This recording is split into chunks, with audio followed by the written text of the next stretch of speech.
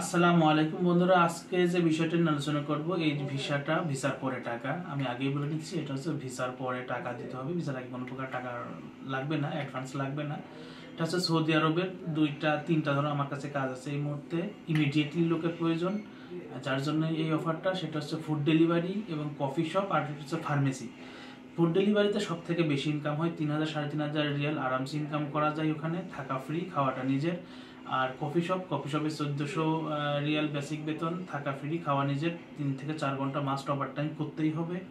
আর pharmacy যেটা 1500 Real basic বেতন, থাকা ফ্রি, খাওয়া নিজের, প্রতিদিন 3 থেকে 4 ঘন্টা মাস্ট ওভার টাইম করতেই হবে। তো এই 3 ক্যাটাগরিতে আমার ইমিডিয়েটলি কিছু লোকের প্রয়োজন। আপনারা যারা সৌদি আরব যেতে আগ্রহী তারা যোগাযোগ করবেন। 1 মাসের মধ্যে ইনশাল্লাহ ভিসা কমপ্লিট হবে, বেশি সময় লাগবে না। আপনার পুলিশ ক্লিয়ারেন্স, মেডিকেল রেডি থাকলে 1 মাসের মধ্যে ইনশাল্লাহ ভিসা কমপ্লিট হবে।